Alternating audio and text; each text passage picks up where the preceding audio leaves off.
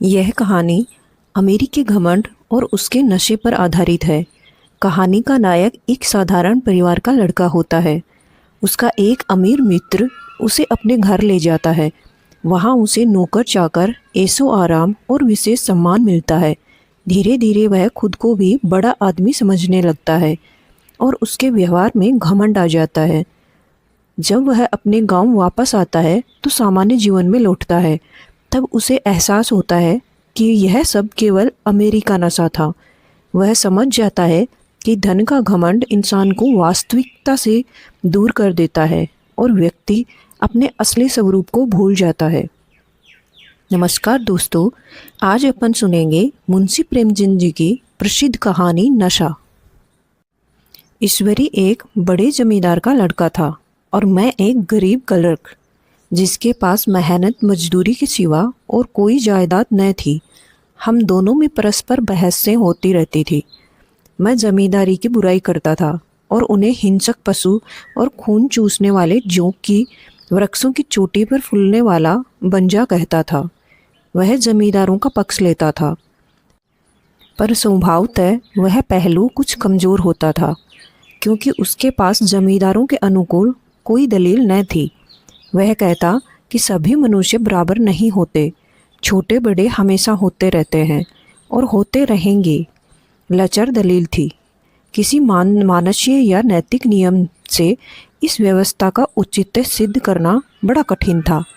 मैं इस वाद विवाद की गर्मी में अक्सर तेज हो जाता और लगने वाली बात कह जाता, लेकिन ईश्वरी हारकर भी मुस्कुराता रहता था। मैंने उसे कभी गर्म होते नहीं देखा। शायद इसका कारण यह था कि वह अपने पक्ष की कमजोरी समझता था। नौकरों से वह सीधे मुंह बात नहीं करता था। अमीरों में जो एक बेदर्दी और उद्दंडता होती है, इसमें उससे भी प्रचुर भाग मिला था। नौकर ने बिस्तर लगाने का जरा भी देर की, दूध जरूरत से ज़्यादा गर्म या ठंडा हुआ, साइकिल अच्छे से तरह से साफ नहीं हुई तो वह आपे से बाहर हो जाता। सुस्ती या बदतमीजी उसे जरा भी बर्दाश्त न थी, पर दोस्तों से और विशेषकर मुझसे उसका व्यवहार सौहार्द और विनम्रता से भरा होता था। शायद उसकी जगह मैं होता तो मुझमें भी वही कठोरताएं पैदा हो जाती जो उसमें थी, क्योंकि मेरा लोक प्रेम सिद्धांतों पर नहीं, निजी दशाओं पर टिका हुआ था। लेकिन वह मेरी जगह होकर भी शायद अमीर ही रहता, क्योंकि वह प्रकृति से ही विलासी और ऐश्वर्य प्रिय था। अब की बार दशहरे की छुट्टियों में मैंने निश्चय किया कि मैं घर न जाऊंगा। मेरे पास किराए के लिए रुपए न थे और न घर वालों को तकलीफ देना चाहता था। मैं जानता हूँ मुझे जो देते हैं वह उनकी हैसियत से बहुत ज़्यादा है। उनके साथ की परीक्षा का ख्याल था। अभी बहुत कुछ पढ़ना है। बोर्डिंग हाउस में भूत की तरह अकेले पड़े रहने को भी जी न चाहता था। इसलिए जब ईश्वरी ने मुझे अपने घर का न्योता दिया तो मैं बिना किसी आग्रह के राजी हो गया। ईश्वरी के साथ परीक्षा की तैयारी खूब हो जाएगी। वह अमीर होकर भी मेहनती और ज़हीन है। उसने इसके साथ ही कहा, लेकिन भाई एक बात का ख्याल रखना, वहाँ अगर ज़मींदारों की निंदा की तो मामला बिगड़ जाएगा और मेरे घर वालों को बुरा लगेगा। वह लोग तो असामियों पर इसी दावे से शासन करते हैं कि ईश्वर ने असामियों को उनकी सेवा के लिए पैदा किया है। असामी भी यही समझता है। अगर उसे सुझा दिया जाए कि जमींदार और असामी में कोई मौलिक भेद नहीं है तो जमींदारों का कहीं पता न लगे। मैंने कहा, तो क्या तुम समझते हो कि मैं वहाँ जाकर कुछ और हो जाऊँगा? हाँ, मैं तो यही समझता हूँ। तुम गलत समझते हो। ईश्वरी ने इसका कोई जवाब न दिया। कदाचित उसने इस मामले को मेरे विवेक पर छोड़ दिया और बहुत अच्छा किया। अगर वह अपनी बात पर अड़ता तो मैं भी जिद पकड़ लेता। सेकंड क्लास तो क्या, मैंने कभी इंटर क्लास में भी सफ़र न किया था। अब की सेकंड क्लास में सफ़र का सौभाग्य प्राप्त हुआ। गाड़ी तो 9 बजे रात को आनी थी, पर यात्रा के हर्ष में हम शाम को ही स्टेशन जा पहुँचे। कुछ देर इधर उधर सैर करने के बाद रिफ्रेशमेंट रूम में जाकर हम लोगों ने भोजन किया। मेरी वेशभूषा और रंग ढंग से पारखी खानसामों को यह पहचानने में देर न लगी कि मालिक कौन है और पिछलगू कौन, लेकिन न जाने क्यों मुझे उनकी गुस्ताखी बुरी लग रही थी। पैसे ईश्वरी को जेब से गए। शायद मेरे पिता का जो वेतन मिलता है उससे ज़्यादा इन खानसामों को इनाम इकराम में मिल जाता हो। एक अठन्नी तो चलते समय ईश्वरी को ही देनी थी। फिर भी मैं उन सबों से उसी तत्परता और विनय की अपेक्षा करता था जिससे वे ईश्वरी की सेवा कर रहे थे। ईश्वरी के हुक्म पर सबके सब दौड़ते हैं, लेकिन मैं कोई चीज़ मांगता हूँ तो उतना उत्साह नहीं दिखाते। मुझे भोजन में कुछ स्वाद न मिला। यह भेद मेरे ध्यान को संपूर्ण रूप से अपनी ओर खींचे हुए था। गाड़ी आई, दोनों सवार हुए। खानसामों ने ईश्वरी को सलाम किया, मेरी तरफ देखा भी नहीं। ईश्वरी ने कहा, कितने तमीज़दार हैं ये सब, एक हमारे नौकर हैं कि कोई काम करने का ढंग नहीं है। मैंने खट्टे मन से कहा, इसी तरह अगर तुम अपने नौकरों को भी 8 आने रोज़ इनाम दिया करो तो शायद इनसे ज़्यादा तमीज़दार हो जाएं। तो क्या तुम समझते हो यह सब केवल इनाम के लालच में इतना अदब करते हैं? जी नहीं, कदापि नहीं। तमीज़ और अदब तो इनके रक्त में मिल गया है। गाड़ी चली, डाक थी। प्रयाग से चली तो प्रतापगढ़ जाकर रुकी। एक आदमी ने हमारा कमरा खोला। मैं तुरंत चिल्ला उठा, दूसरा दर्जा है, 2nd क्लास है। उस मुसाफिर ने डिब्बे के अंदर आकर मेरी ओर एक विचित्र उपेक्षा से देखा। जी हाँ, सेवक इतना समझता है, और बीच वाले बर्थ पर बैठ गया। मुझे कितनी लज्जा आई कह नहीं सकता। भोर होते होते हम लोग मुरादाबाद पहुँचे। स्टेशन पर कई आदमी हमारा स्वागत करने के लिए खड़े थे। 2 भद्र पुरुष भी थे, 5 बेगारों ने हमारा लगेज उठाया। दोनों भद्र पुरुष पीछे पीछे चले। एक मुसलमान था, रियायत अली, दूसरा ब्राह्मण था, राम हरख। दोनों ने मेरी और अपरिचित नेत्रों से देखा, मानो कह रहे हों, तुम कोवे होकर हंस के साथ कैसे? रियायत अली ने ईश्वरी से पूछा, यह बाबू साहब क्या आपके साथ पढ़ते हैं? ईश्वरी ने जवाब दिया, हाँ, साथ पढ़ते भी हैं, साथ रहते भी हैं। यूँ कहिए कि आप ही की बदौलत मैं इलाहाबाद में पड़ा हुआ हूँ। नहीं, कब कब घर लौट आता। अब की मैं उन्हें घसीट लाया। इनके घर से कई तार आ चुके थे, मगर मैंने इनकारी जवाब दिलवा दिए। आखिरी तार तो अर्जेंट था, जिसकी फीस 4 आने प्रति शब्द थी, पर यहाँ से भी उसका जवाब इनकारी ही गया। दोनों सज्जनों ने मेरी ओर चकित नेत्रों से देखा, आतंकित हो जाने की चेष्टा करते जान पड़े। रियायत अली ने अर्धशंका के स्वर में कहा, लेकिन आप बड़े सादे लिबास में रहते हैं। ईश्वरी ने शंका निवारण की, महात्मा गांधी के भक्त हैं साहब, खद्दर के सिवा कुछ नहीं पहनते, पुराने सारे कपड़े जला डाले। यूं कहो कि राजा हैं, 2.5 लाख सालाना की रियासत है, पर आपकी सूरत देखो तो मालूम होता है अभी अनाथालय से पकड़ कर लाए हैं। राम हरख बोले, अमीरों का ऐसा स्वभाव बहुत कम देखने में आता है, कोई भाप ही नहीं सकता। रियायत अली ने समर्थन किया, आपने महाराजा चौंगली को देखा तो दांतों तले उंगली दबाते, एक गाड़े की मिर्जई और चमरोधे जूते पहने बाजारों में घूमा करते थे। सुनते हैं एक बार बेगार में पकड़े गए थे और उन्हीं से 10 लाख से कॉलेज खोल दिया। मैं मन में कटा जा रहा था, पर न जाने क्या बात थी कि यह सफ़ेद झूठ उस वक्त मुझे हास्यपद न जान पड़ा। उसके प्रत्येक वाक्य के साथ मानो मैं उस कल्पित वैभव के समीप तर आता जा रहा था। मैं सहसवार नहीं हूँ। हाँ, लड़कपन में कई बार लद्दू घोड़ों पर सवार हुआ हूँ। यहाँ देखा तो 2 कला रास घोड़े हमारे लिए तैयार खड़े थे। मेरी तो जान ही निकल गई। सवार तो हुआ, पर बोटियाँ काँप रही थी।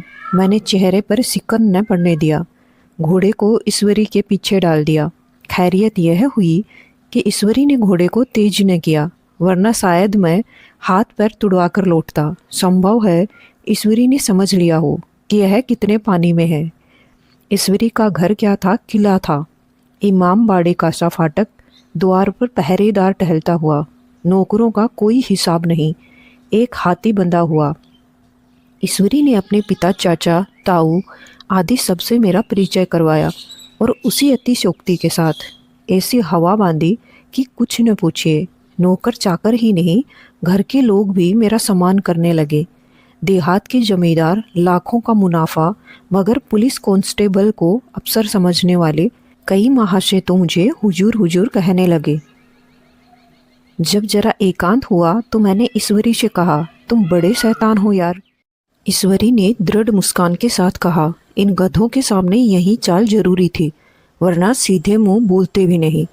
जरा देर के बाद नाई हमारे पांव दबाने आया। कुंवर लोग स्टेशन से आए हैं, थक गए होंगे। ईश्वरी ने मेरी ओर इशारा करते हुए कहा, पहले कुंवर साहब के पांव दबा। मैं चारपाई पर लेटा हुआ था। मेरे जीवन में शायद ही कभी ऐसा हुआ हो कि किसी ने मेरे पांव दबाए हों। मैं इसे अमीरों के चोंचले, रईसों का गधापन और बड़े आदमियों की मुठमर्दी और जाने क्या क्या कहकर ईश्वरी का परिहास किया करता था। और आज मैं पोतड़ों का रईस बनने का स्वांग भर रहा था। इतने में 10 बज गए। पुरानी सभ्यता के लोग थे। नई रोशनी अभी केवल पहाड़ की चोटी तक पहुंच पाई थी। अंदर से भोजन का बुलावा आया। हम स्नान करने लगे। मैं हमेशा की तरह अपनी धोती खुद छाट लिया करता हूँ, मगर यहाँ मैंने ईश्वरी की ही भांति अपनी धोती भी छोड़ दी थी। अपने हाथों अपनी धोती छाड़ते शर्म आ रही थी। अंदर भोजन करने लगे। हॉस्टल में जूते पहले मेज़ पर जा डटते थे, यहाँ पाँव धोना आवश्यक था। कहार पानी लिए खड़ा था। ईश्वरी ने पाँव बढ़ा दिए। कहार ने उसके पाँव धोए। मैंने भी पाँव बढ़ा दिए। कहार ने मेरे भी पाँव धोए। मेरा यह विचार न जाने कहाँ चला गया था। सोचा था वहाँ देहात में एकाग्र होकर खूब पढ़ेंगे, पर यहाँ सारा दिन सैर सपाटे में कट जाता है। कहीं नदी के किनारे बजरे पर सैर कर रहे हैं, कहीं मछलियों या चिड़ियों का शिकार खेल रहे हैं, कहीं पहलवानों की कुश्ती देख रहे हैं, कहीं शतरंज पर जमे हैं। ईश्वरी खूब अंडे मंगवाता और कमरे में स्टोव पर आमलेट बनते। नौकरों का एक जत्था हमेशा घेरे रहता। अपने हाथ पांव हिलाने की कोई ज़रूरत नहीं, केवल जबान हिला देना ही काफ़ी है। नहाने बैठो तो आदमी नहलाने को हाजिर, लेटो तो आदमी पंखा झलने को तैयार। मैं महात्मा गांधी का कुंवर चेला मशहूर था। भीतर से बाहर तक मेरी धाक थी।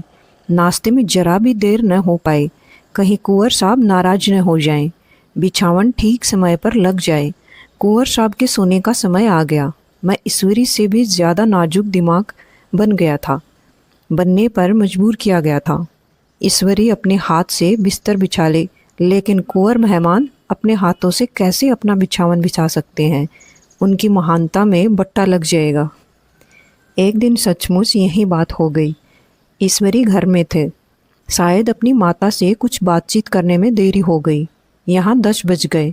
मेरी आंखें नींद से झपक रही थी, मगर बिस्तर कैसे लगाऊं? कुंवर जो ठहरा। कोई 11:30 बजे महरा आया। बड़ा मुंह लगा नौकर था।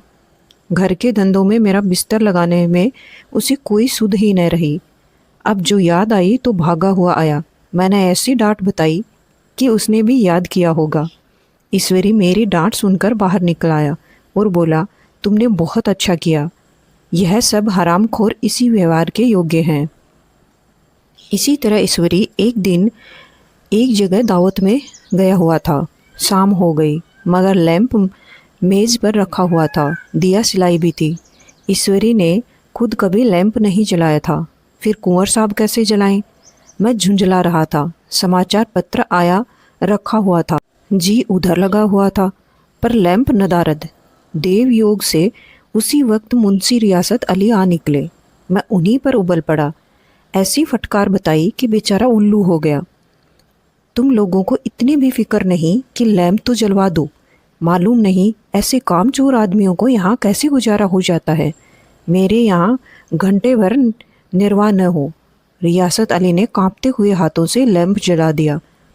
वहाँ एक ठाकुर अक्सर आया करता था। कुछ मन चला आदमी था, महात्मा गांधी का परम भक्त।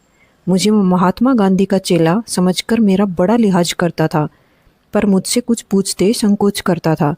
एक दिन मुझे अकेला देखकर आया और हाथ बांधकर बोला, सरकार तो गांधी बाबा के चेले हैं ना? लोग कहते हैं कि यहाँ स्वराज हो जाएगा। तो जमींदार न रहेंगे। मैंने सान जमाई, जमींदारों के रहने की जरूरत ही क्या है? यह लोग गरीबों का खून चूसने के सिवा और क्या करते हैं? ठाकुर ने फिर पूछा, तो क्यों सरकार, जब जमींदारों की जमीन छीन ली जाएगी?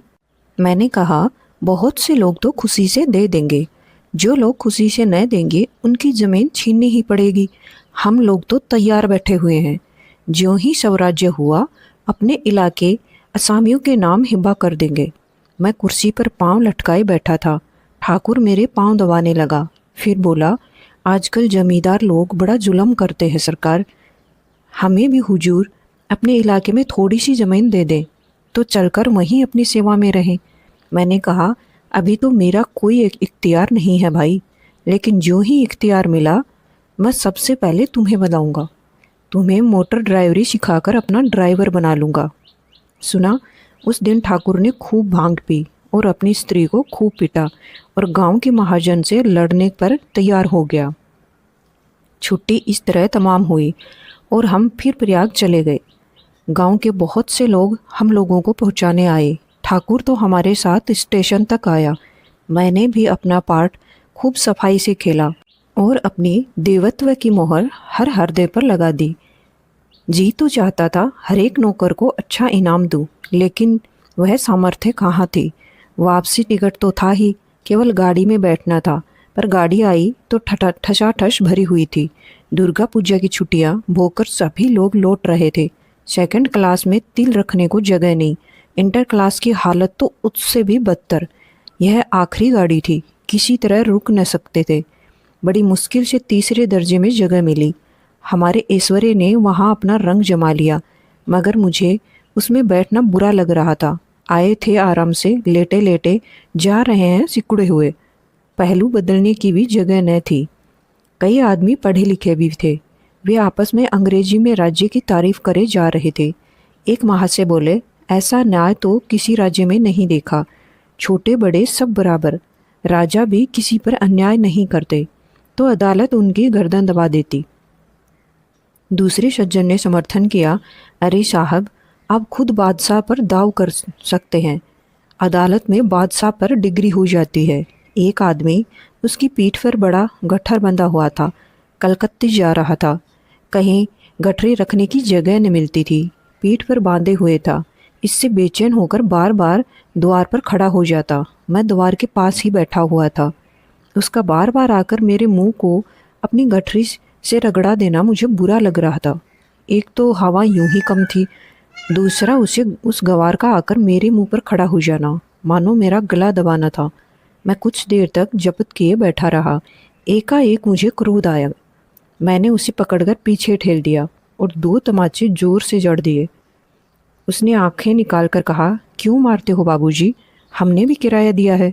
मैंने उठकर 2-3 तमाचे और जड़ दिए। गाड़ी में तूफान आ गया। चारों ओर से मुझ पर बौछारें पड़ने लगी। अगर इतने नाजुक मिजाज हो तो अव्वल दर्जे में क्यों नहीं बैठे? कोई बड़ा आदमी होगा तो अपने घर का होगा। मुझे इस तरह मारते तो दिखा देता। क्या कसूर किया था बेचारे ने? गाड़ी में सांस लेने को जगह नहीं। खिड़की पर जरा सांस लेने खड़ा हो गया तो उस पर इतना क्रोध। अमीर होकर क्या आदमी अपनी इंसानियत बिल्कुल खो जाता है? यह तो अंग्रेज का राज है जिसका आप बयान कर रहे थे। एक ग्रामीण बोला, दफ्तरन माँ घुसन तो पावत नहीं, उस पर इतना मिजाज। ईश्वरी ने अंग्रेजी में कहा, वीर तुम कितने मूर्ख हो। और मेरा नशा अब कुछ कुछ उतरता हुआ मालूम होता था। तो दोस्तों, यह थी मुंशी प्रेमचंद की प्रेरणादायक कहानी नशा। इस कहानी से हमें सीख मिलती है कि धन, पद और ऐश्वर्य का घमंड इंसान को असली पहचान से दूर कर देता है। सच्ची महानता सादगी, विनम्रता और चरित्र में होती है, न कि दिखावे में। अगर आपको कहानी पसंद आई हो तो कहानी को लाइक और चैनल को सब्सक्राइब जरूर करें। अपना ध्यान रखिए, खुश रहिए। मिलते हैं अगली कहानी में। धन्यवाद।